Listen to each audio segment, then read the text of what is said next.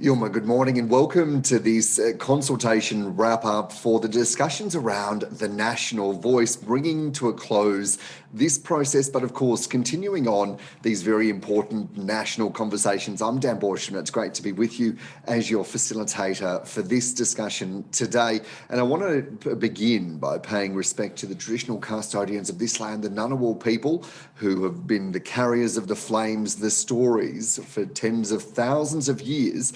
And it's their stories, their voices that form such an integral part of conversations here. But that, of course, is the case wherever you're tuning in and listening, engaging around the country. And I pay respect to your elders and the lands that you're on, to other Aboriginal and Torres Strait Islander people with us today, and particularly the elders and the current leadership, but certainly a nod to the next round of leaders, the younger people. Leading these conversations across the nation have been Professor Marcia Langton AO, who's with us. Yilma, good morning. Good morning, Dan. Wonderful to have you along. And of course, Professor Tom Calma, who's here with me on Ngunnawal land. Welcome to you as well. Yeah, thank you, Dan, and hi, everybody.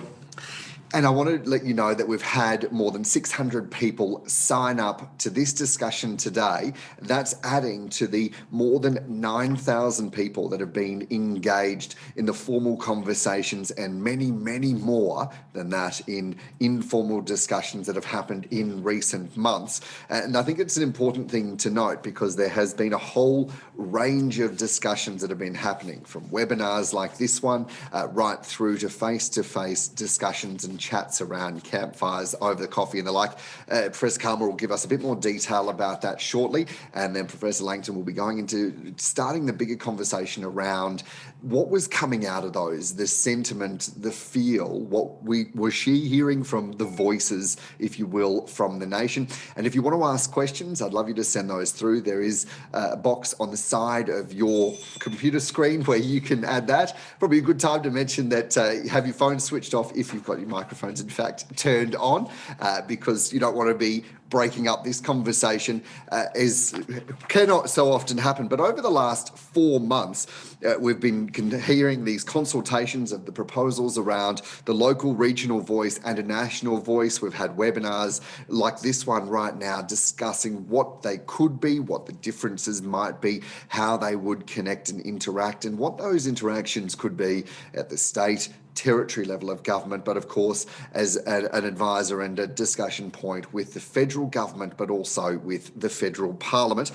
This process, as I mentioned, has engaged more than 9,000 people through consultation meetings, webinars, written submissions, an online survey, and that's just the formal component, many, many thousands more in those additional conversations. It was Marcia and Tom who have been running so many of these consultations, so I'm very keen to hear from them shortly about what exactly was said and what was the tone and tenor of those conversations. But just to take a step back, and I wanted to give you just a bit of a reminder about what was at the core of this discussion and this consultation. And that, of course, was around a local and regional voice that would offer a governance structure at the regional level, be designed and led by Aboriginal and Torres Strait Islander people and communities. Local and regional voices could work in partnership with all levels of government on how to improve local services and deliver on community priorities as well. The next part, or the other component of this consultation, has been around a national voice. Now, that would be the advisory to both the federal government, but also to the federal parliament. And it would be made up also of Aboriginal and Torres Strait Islander people. The National Voice could provide advice on national matters that are important to Aboriginal and Torres Strait Islander people across the country. So that's just a sense of what were the distinctions that we were being asked as a nation to look at. To find out a little bit more about some of the consultations and just that level of engagement, I want to throw over to Professor Calma, who's been looking at that holistically. What have you found? Yeah, thanks, Dan. You've mentioned a number of times that over 9,000 people were formally contacted and had input into this process. We suspect it was much larger than that, because many of us had conversations in the workplace, at home, all these informal conversations that weren't necessarily recorded in the official statistics.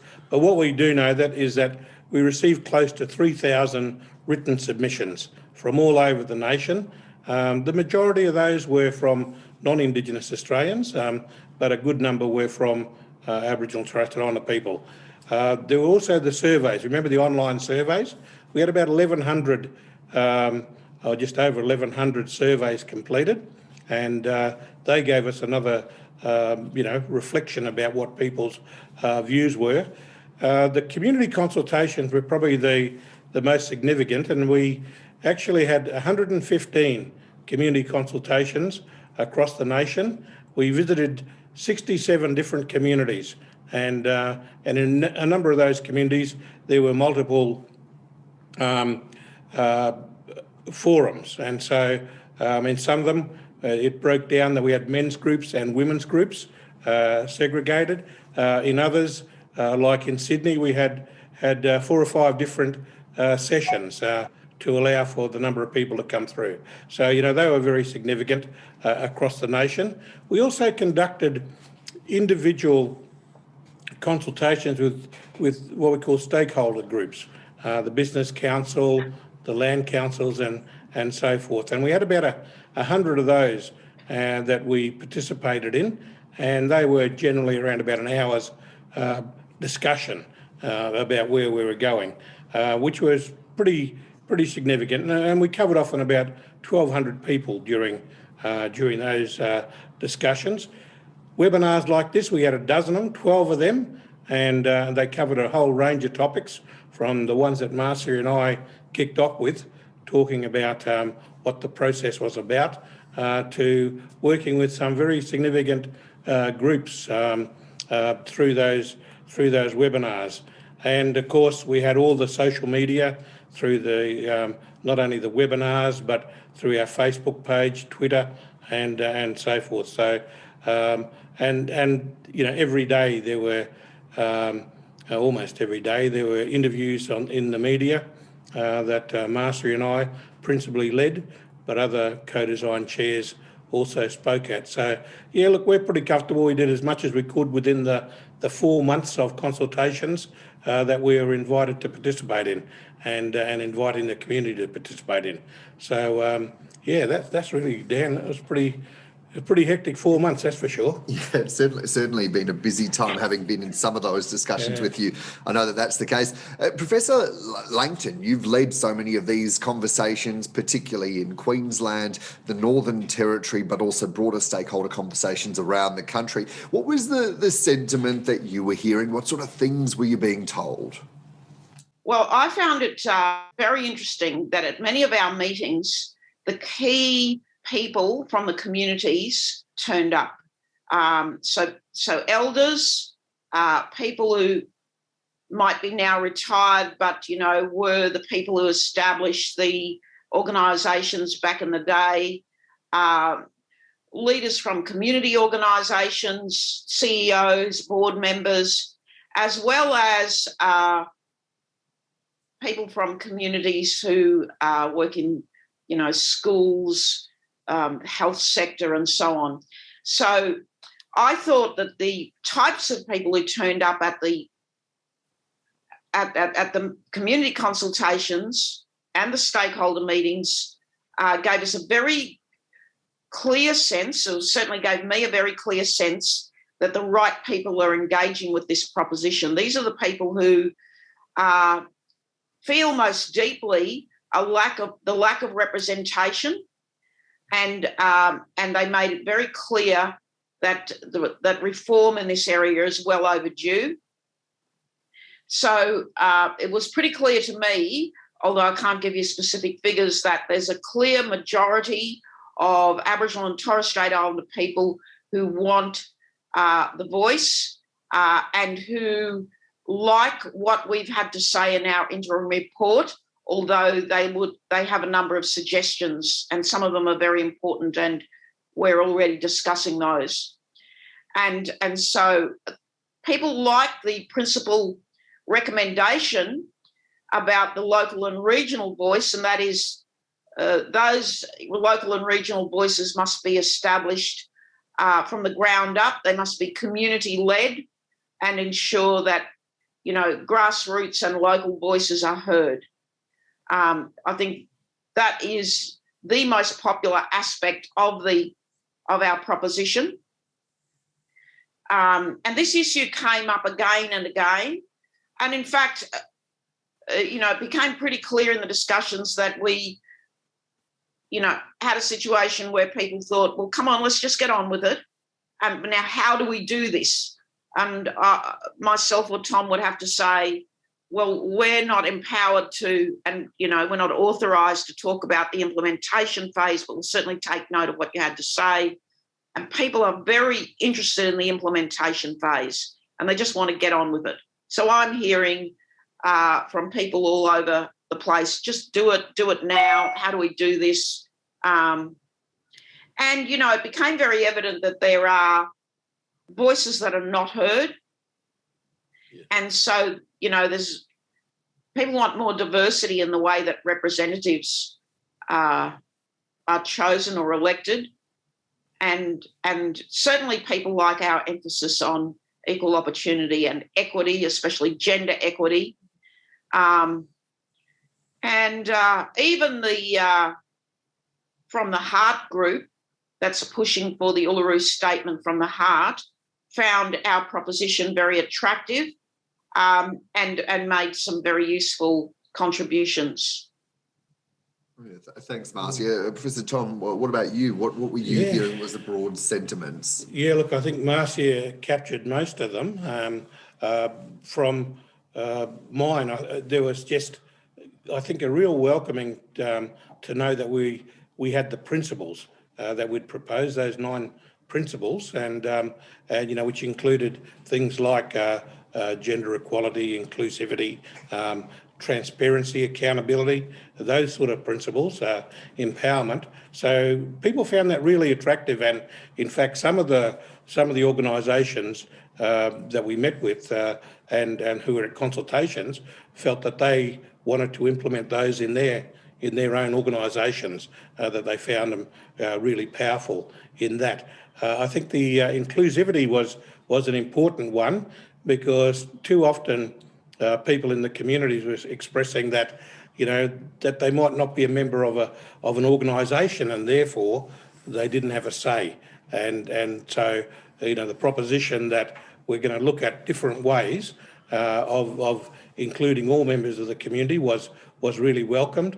We met specifically with groups who represented people with disabilities or youth groups. They were really welcome. The Stolen Generations members were really encouraged by what we're proposing. But I agree with Marcia in that a lot of the emphasis was clearly around the local and regional, and the engagement of local government shire councils, which was really welcomed, because in some places the members of the community had a say, in others they didn't. But there was a big recognition that not all shire councils are equal, and some are very inclusive and encouraging of participating with all members of their communities. In some of the bigger areas they weren't, and people were able to compare the differences. But a lot of, and we had to say that we couldn't resolve everything. Like what Marcia said is quite right. People wanted to get on with it, and they wanted to get down to the tin tacks of, look, my house, I've got 4 generations living in my one house. How do we get more housing? How do we get our house repaired?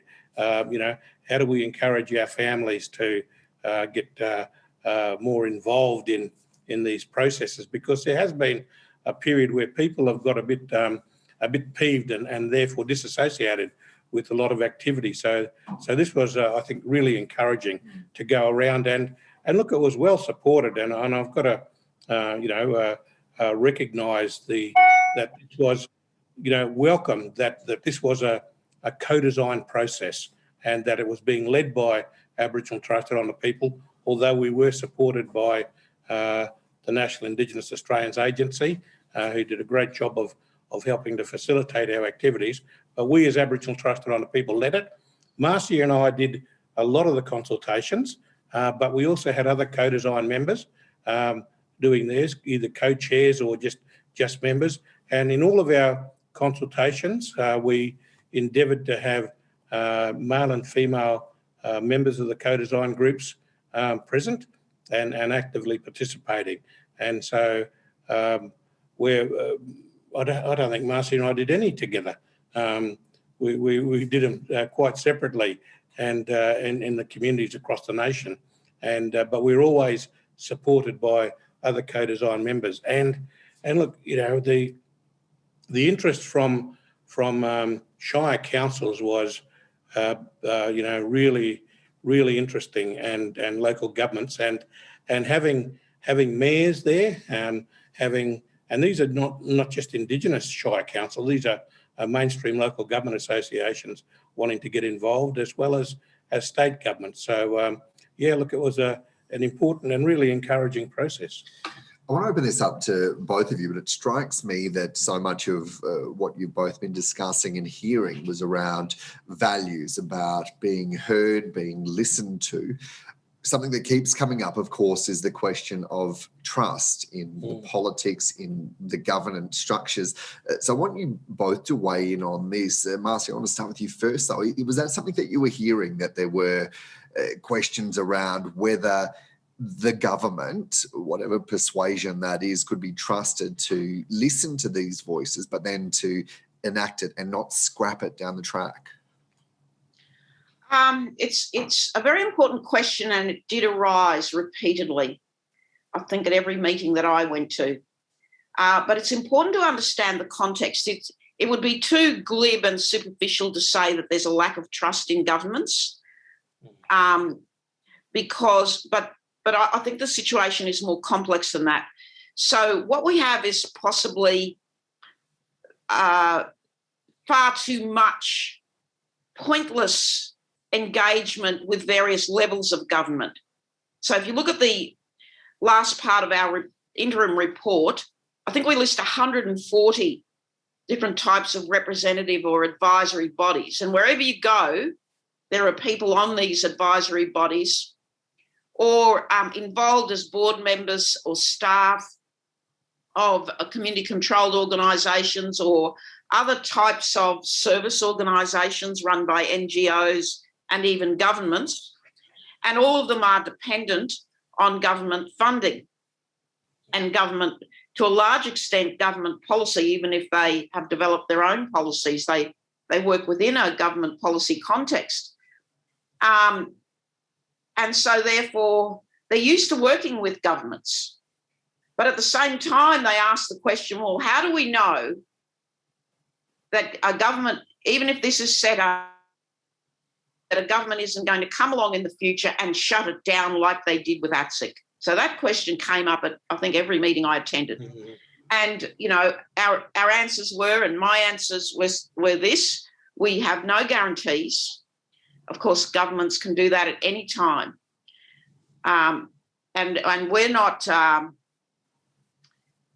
authorised under our terms of reference to go beyond our terms of reference, but we will certainly note your concerns about this potential for instability, for a government to shut it down, as a very serious concern in our final report. But I think the overwhelming response to these discussions from people who attended the community consultations and the stakeholder meetings was, well, we don't have any choice but to try, because the policy settings are wrong in so many instances. Policies are coming down from the top and not from the ground up, and there are so many urgent issues we have to get right, like youth incarceration in juvenile detention systems, children in out-of-home care, housing, as Tom said. Housing is a high priority issue for so many people, and I could go on and on. Services for people who live with disabilities was another issue that came up frequently. And people want to have a say on policies and getting the policy settings right, and they want to have a say now. Tom, I wonder if you want to add into that, but also on this broader question around trust. Yeah, look, I think there is trust, but there's also frustration. My last community consultation was up on Thursday Island last week, and or might have been just the week before. But what they told me there was that there were 37 different Commonwealth and Queensland government agencies coming into the community, and every day on the aircraft that came in, there were different agencies in there, and there was the expectation that the community would come together and have another conversation and then walk away, and nothing ever happens. And so they were very buoyed and encouraged by the thought that the local and regional discussions would be ones where we do pull all these agencies together and work with the community in a co-design process to identify priorities from the community's perspective, and then look at ways in which they can be addressed in a meaningful way. And so, that was very encouraging. So they wanted to really pursue that, and just the whole issues of, who controls housing, as an example, and who controls the repairs to houses. And people are talking 4 and 5 years that they're still waiting for windows to be fixed, and everybody just duck shoves it to somebody else's responsibility. And there's no empowerment of the community to get involved because it's not their accommodation. So, that's just one example, but that was a common one across almost every consultation that we went to. And the whole concept of having 3 and 4 generations of people living in the same house because there's nothing else available is just going to compound unless we really take it seriously as a nation. But I think people really, when we talked about the sovereignty of the Australian Parliament and that they are a sovereign entity themselves, that we can't tell them what to do, we can only work with them in partnership, I think they got it, and they recognise that today's environment's a little bit different to what it was, the political environment, to what it was 15 years ago when ATSEC was about, and that we are moving towards much more cooperative relationship with governments. And as we sort of encouraged, and we said this in the report as well, is that this is about a partnership, a meaningful partnership, that we all have to work together on this. But I think people were encouraged by that, but there is still the cynicism that it could be shut down, which is fact. It could, and there's nothing, be it in the Constitution or be it by legislation, that they have their different impacts, and that was explored at many of the consultations. So yes, it's a wait and see, but people did express concerns that are we going to go through a process just for the sake of it? But I think they were pretty encouraged by once we got into discussions, they were, there's a penny dropping, things like giving everybody the opportunity to participate is something that people have been excluded from, especially if they're not a member of an organisation, or if they don't come down to the government meetings whenever they're called. But looking at a different way of going about business was really supported. Yeah, and I guess that point about the discussion that something needs to happen, and that if this is the way for it to happen, then perhaps that's the avenue. Marcia, one of the other areas that came up, I understand, is around the membership structure, the numbers into the National Voice. What were you hearing on that front? Yeah, so I went to some pretty remote places, as did Tom and other members of our Voice co-design committees. I have to say that the conditions that I saw in the remote and rural communities have deteriorated quite dramatically since I was last in some of those communities, 10 years ago. And it's really obvious. It's very obvious to me that the poverty and the overcrowding in the housing has dramatically increased.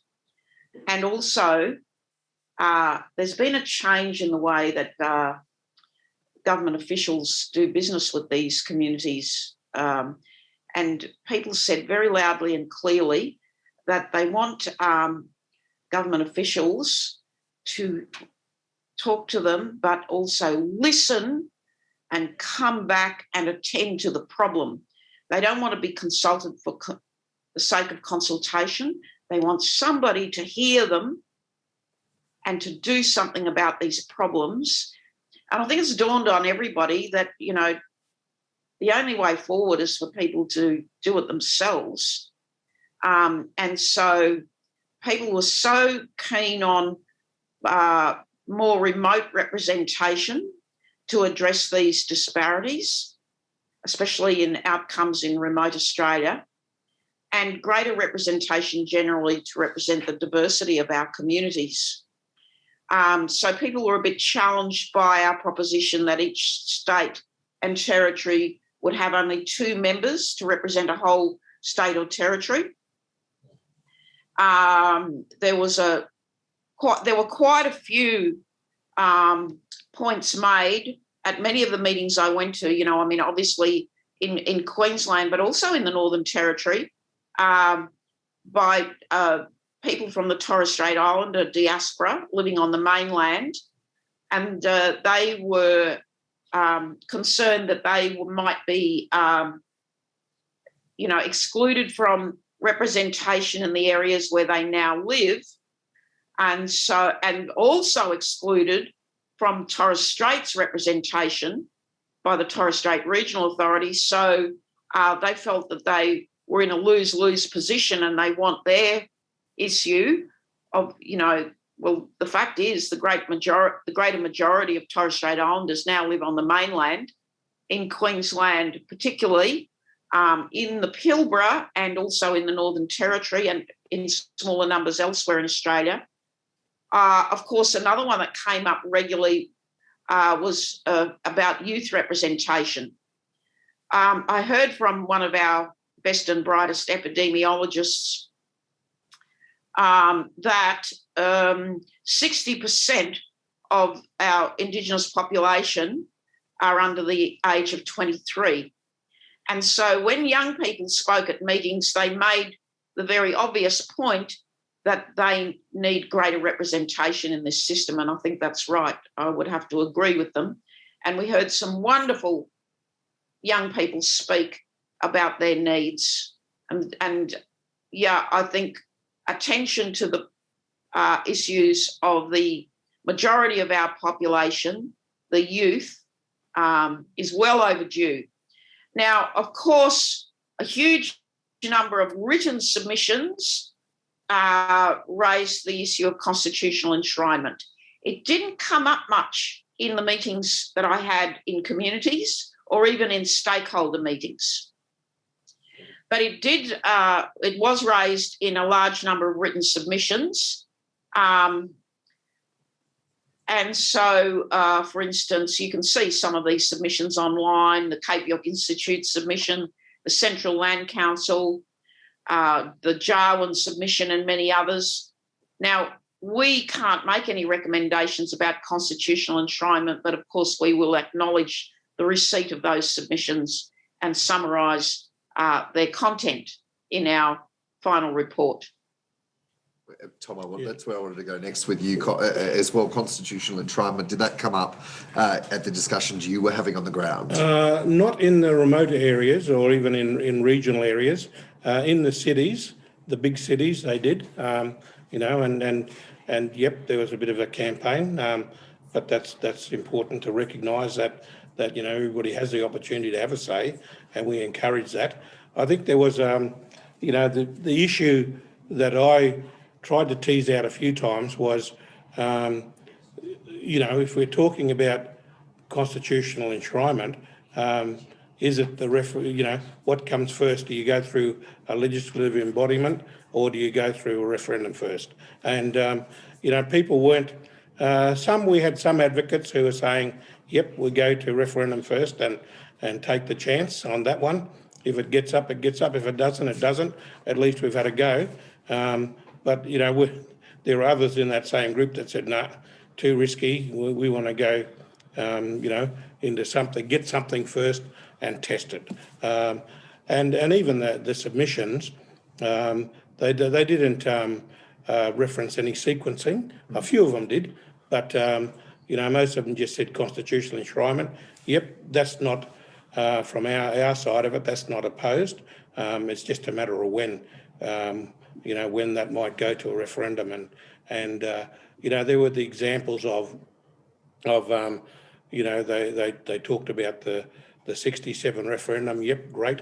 We had plenty of support, the most important one. But then they talked about the 99 referendum on becoming a republic. And, you know, that people went in pretty confident, but it was lost. And, you know, 20 plus years later, it hasn't re-emerged as an issue. So the risk about if it fails, that it might not come back up.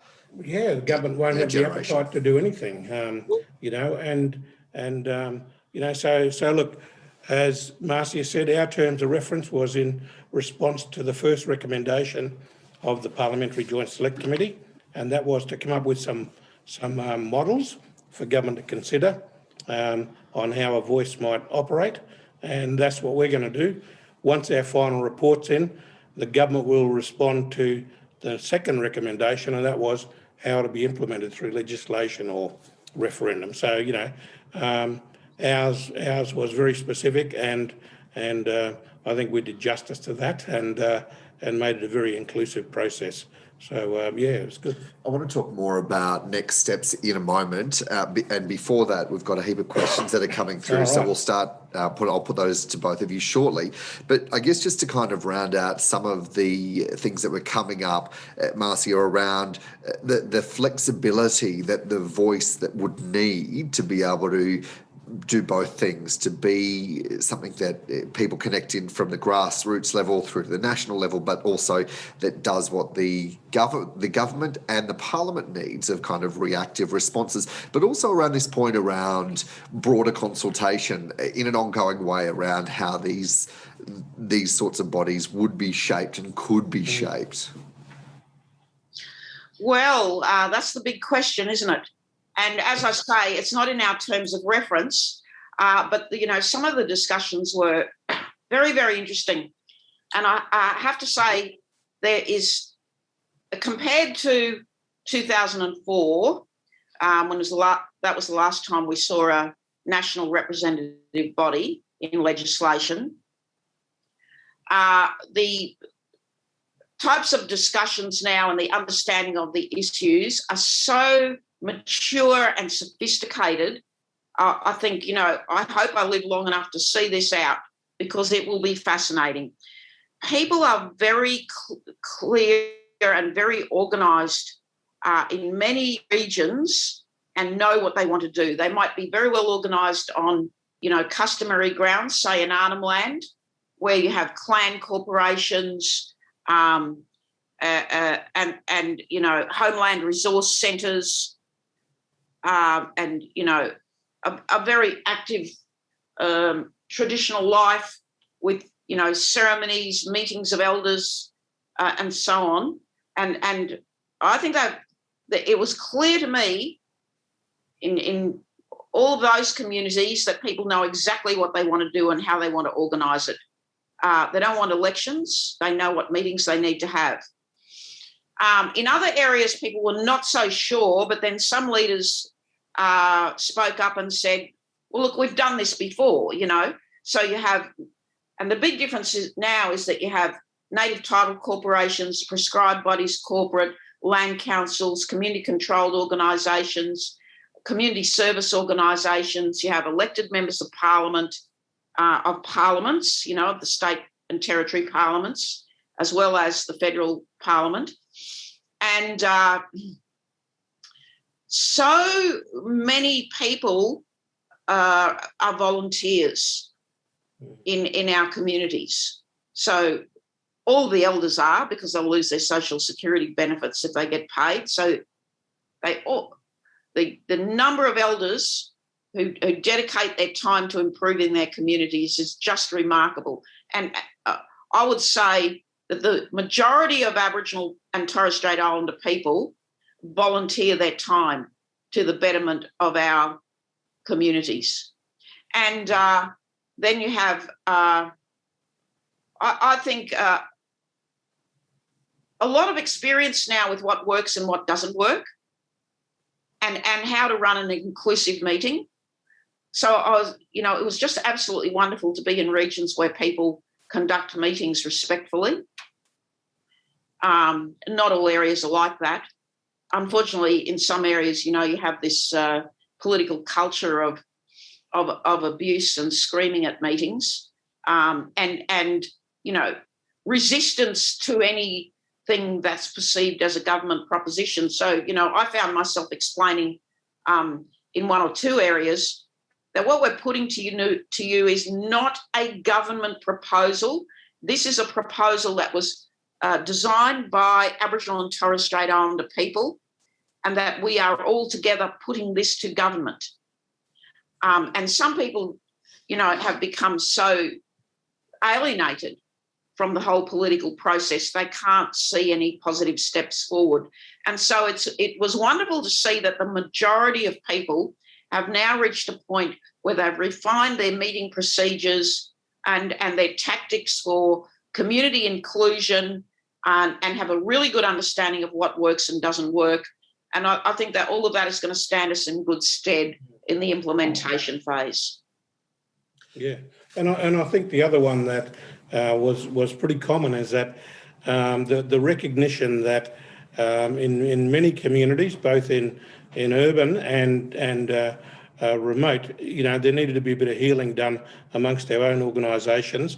We needed to work a bit better together, within the organisations, and the whole idea of the voice is that we can, and people were pretty happy with the idea that at the local and regional didn't impact on existing bodies, that they would still do their own thing, but they also recognise that there's a lot of value in working closer together within organisations to have the impact and to be able to go with one voice to the state government, particularly, so they can be heard. Because at the moment it's the interest groups, be it on justice, health, education, some housing groups, they'll go and talk to the state government, but they don't necessarily represent all the people within a group. So looking at this, people were really, I was quite surprised how many communities were communicating with their constituents who weren't living in that community, but they were members.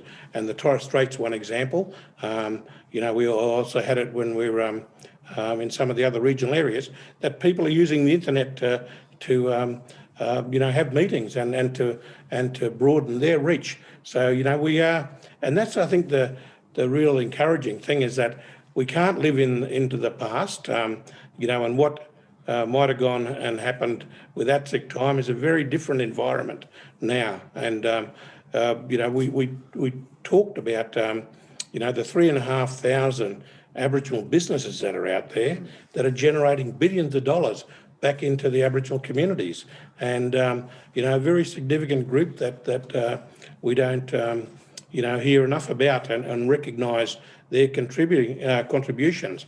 CDP was, if that's one of the biggest issues, and it was really, and I'm sure people would be very encouraged to see that at the last budget, the Minister indicated that by 2023 they're going to have re-looked at CDP, and because people still want CDEP, the old one, where they were much more active in their communities, and so we've lost a bit of ground.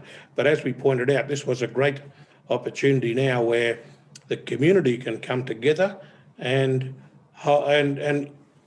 inform and influence the way governments develop policy, and that's what it's about. And so it's not the bureaucrats in Canberra who are doing or the ministers, heaven forbid, who are determining what's best for us, and that we're now into a co-design thinking mode now with governments, and through the Close the Gap campaign, which was really the Kickstarter, in 2008 post ATSEC, where we started to see this build, and it's really becoming inclusive now. So that addresses, I think, there's frustration about governments, but there's not necessarily a lack of confidence in governments. I want to go to some questions now, Tom. I want to start with you first. When you accepted appointment as a co-chair under the government's restrictive terms of reference, this question says, did you have any expectation of the kind of responses that you'd receive? Well, I think firstly, terms of reference are always described as restrictive because, you wouldn't have terms of reference if it was open-ended. But look, I came in with a very open mind. I was very encouraged. I was, heavily involved in the formation of the National Congress of Australia's First Peoples that I thought was really our body. I was keen and, very pleased that Marcia was to be a co-chair, because we've done a couple of things together now, and we had a big say in who the other members of the senior advisory group and co-design groups were. So, that was really, really encouraging. But, I had an open mind. I thought the terms of reference, gave us enough opportunity to really explore what we needed to, and they weren't prescriptive in the sense that they wanted some models, and they wanted us as Aboriginal Trusted Honour people to lead it and to inform government. And so, you couldn't ask for anything better. Marcia, by extension of that, another question, were you surprised by the overwhelming majority sentiment of the written submissions in favour of the Uluru Statement of the Heart, and specifically for constitutionally enshrinement of an Indigenous voice to Parliament? No, I wasn't surprised at all. But the problem is, I wish that there had been more,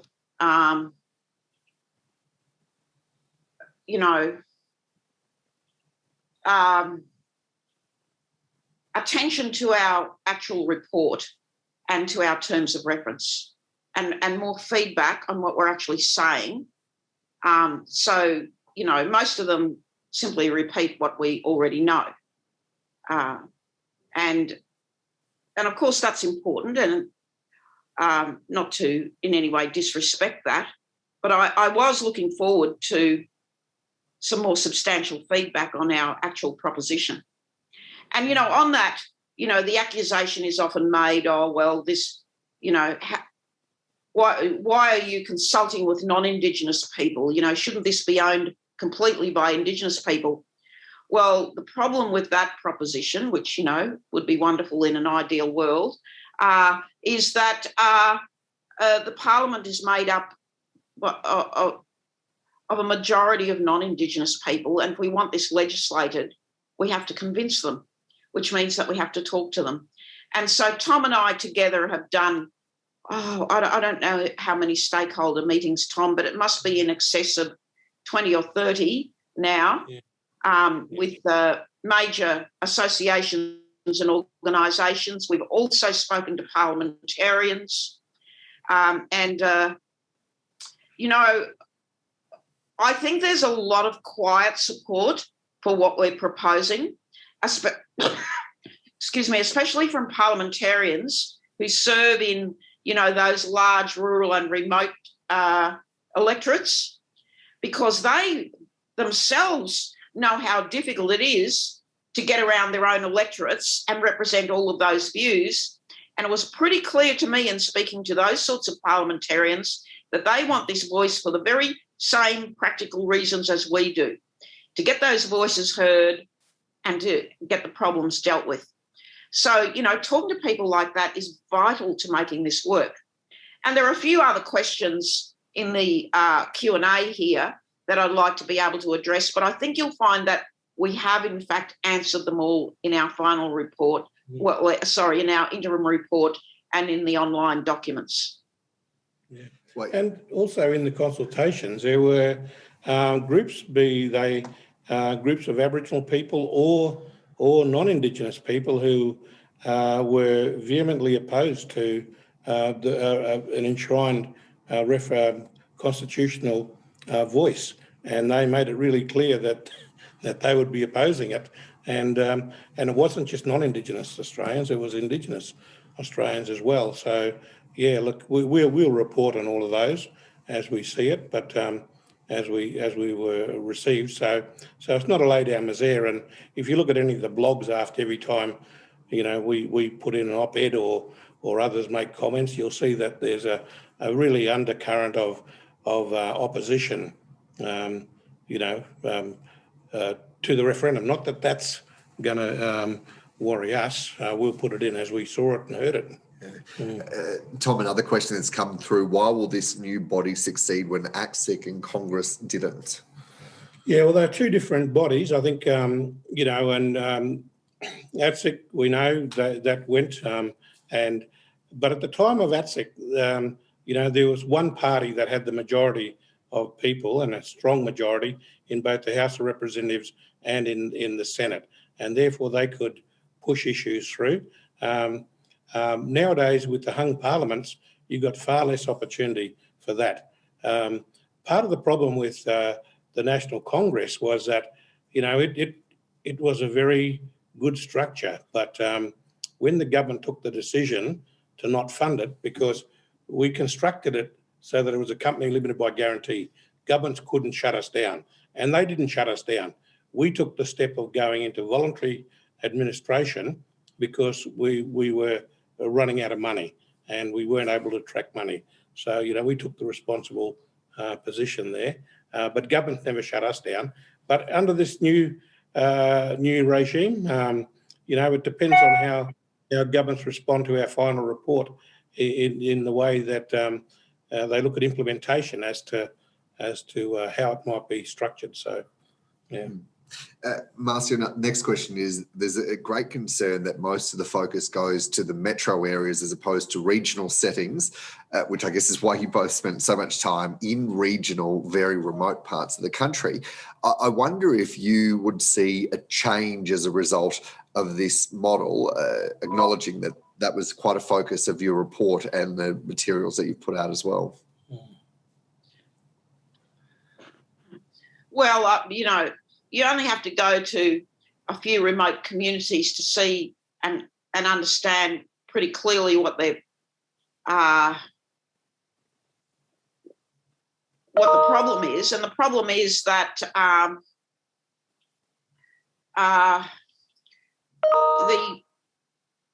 the resources, the media, the access to the internet, the access to social media, the access to government representatives, to government officials, are the privilege of people who live in the urban areas, and people in the rural and remote areas are denied that ease of access, and their voices are not heard. To put it very simply, their concerns are not heard. You'll find out if you have the time to read the dense reports that come from committees of inquiry and such, that when did you ever hear mainstream media raise the issue of overcrowded housing as the most urgent health priority, as the most urgent social determinant of health for Aboriginal and Torres Strait Islander people? Well, you didn't. You see? Yeah. But in saying that, we went to every major capital city. We went to outer regional, inner regional centres, as well as remote and very remote. So, in the 67 locations that we went to, I think we had a great coverage of Australia. And nobody should feel that they weren't didn't have the opportunity to participate, because it was all complemented by the surveys and the written submissions and stakeholder meetings. So, yeah, a very broad coverage. Yeah, Tom, the next question is, has the feedback made you optimistic about the next steps? And we'll get into those next steps in a moment. Oh, sure. Look, I'm always, really energised by going and hearing what the community has to say. We've got a very engaged Aboriginal and Torres Strait Islander population, and people want to get more engaged, but there is a frustration that we are just advisors, and the next steps is really what counts. But yeah, look, people are keen, and we've got a very strong youth interest out there that we, governments need to be very aware of, and we see that, wherever we go, and I think there was also in quite a number of the consultations I went to where elders were encouraging youth to have a say, and recognising that this is a body that's going to really work for them, because it's some time off, but before it all gets implemented. And so, encouraging youth to get involved is really important. Yeah, Marcia, same question to you. Has this made you feel optimistic about the next steps and the future?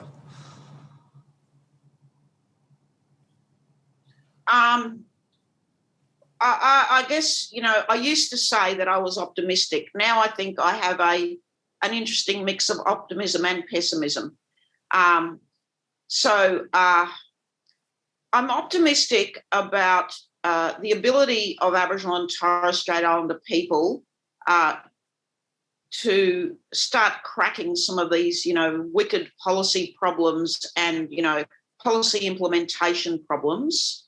So, despite the annual misery fest of the Closing the Gap reports, it's actually quite evident on the ground in some places that people have done a great job in closing the gap in the more granular levels of, say, education or even some health outcomes. And these are not reported, in the big statistical mashup that you get in the Closing the Gap reports. And even while, there are severe housing problems, incarceration problems, family violence problems, I've got to say that the leadership gives me great optimism. And by leadership, I mean all of those people who pull their weight, including young people who are running voluntary youth groups. They were pretty impressive. And the women's groups, the strong women's groups in the communities that I went to, and the emergence of women mayors in the Queensland Aboriginal councils and the Torres Strait Council. So I met with women mayors. They're great leaders. They do an almighty job. All credit, more strength to them. So it's good to see those old gender barriers breaking down. So I'm very optimistic about that. I'm less optimistic about people in the centres of power, the mainstream media, the politicians, the government officials, understanding the Aboriginal and Torres Strait Islander world. And if we need to do anything else, it is actually to get them to understand us more. Not, from Twitter or social media or newspaper columns, but actually to engage on the ground and hear people out. Yeah, and I think, you're going to go into implementation in a minute, but I guess the key thing is that, we're at I think we can be optimistic. We've now got the National Cabinet of the Prime Minister and Chief Ministers and Premiers who are sitting down. They've worked with the coalition of peaks on the Closing the Gap targets. They're developing up a new relationship with them on those matters. But that then opens the door for all the bigger issues in Indigenous affairs to be heard at that level. And when we first formed the Close the Gap campaign, what the former pollies told us was that you had to get to the COAG level, or the National Cabinet level, elevate it to that level where they see Indigenous affairs as important. And I think that's what's happening. And our process is just making it, a little bit more inclusive of those who aren't members of peak bodies, and looking at those other issues that aren't necessarily covered through the Closing the Gap targets. And there's a lot more questions that go to those very issues around borders and how representation might work across those borders, different issues at different levels. We have run out of time though, but I wanted to round us out with this last couple of minutes that we've got left by talking about what happens now, the future and where to from here. Tom, I wonder if you might want to lead that part off. Okay, I think the big challenge, one of the big challenges is really engaging with the states and territories and the local governments, because a lot of this success is going to hinge around the local and regional structure and that relationship that they're going to have with the constituents within their states. Looking at issues like whether we have an election or nominations for state representatives. The other that many people were very encouraged by and was proposed is that follow something like happened under the National Congress, where anybody interested in wanting to be a representative put in a one-page expressions of interest, and an eminent independent panel would assess and determine the membership. That makes it much more inclusive. That had some work, but our challenge now is to go through all these reports and decipher, all the community consultation feedback and come up with a final report that's we're targeting, is it early July to have completed and go to the government. And Marcia, from your perspective, the next steps here, that report that'll be handed to government in the next couple of months, then what? Well, I'm very hopeful that either in this term of government, and now that there's been a suggestion that there will be an early election, perhaps we should be looking to the next term of government, that our final report would be adopted and that draft legislation would be tabled in the Parliament. And it's at that point that we need the support of all Australians to provide, the legislative means for local and regional voices and a national voice to both Parliament and government for all Aboriginal and Torres Strait Islander people, so that we truly have a say in our own affairs. So, if you ask me what did I want for Christmas, that's it. Yeah. And to recognise that, if government picks it up, that's really and says let's run with what we're proposed, like they did with our interim report. It'd be nice if they accepted everything in the final report, but that's going to kickstart a whole lot of co-design, like things like how does a region, how many regions do we have? How do we work within regions? And so there'll be another range of consultations, and you would have picked this up in the interim report anyhow.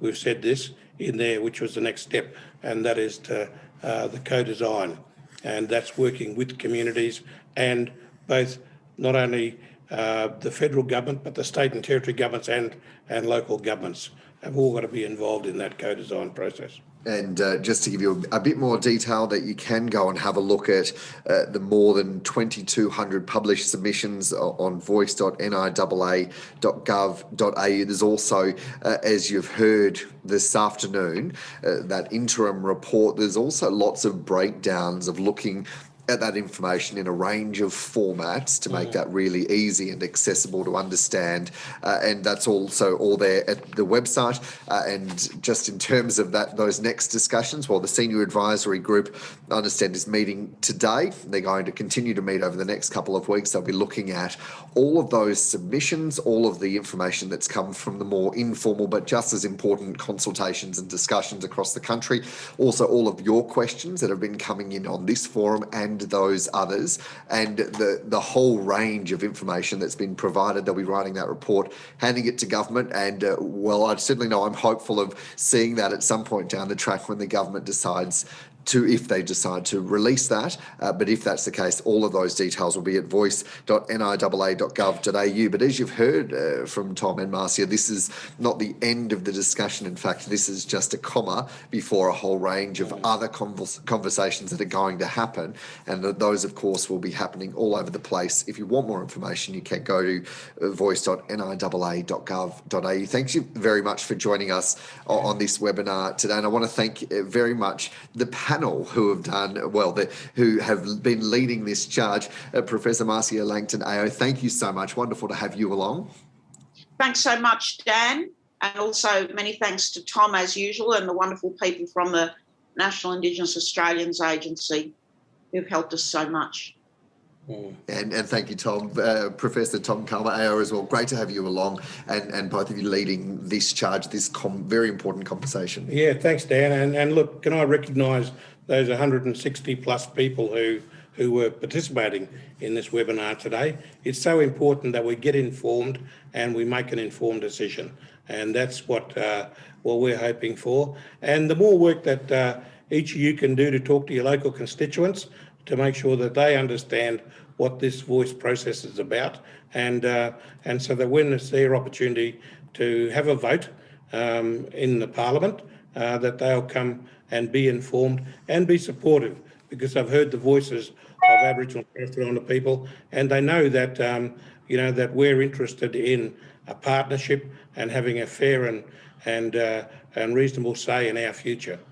Well, thank you both so much. And again, thank you for joining us. Do keep checking out the website and any information there. There's plenty. But for now, though, good afternoon.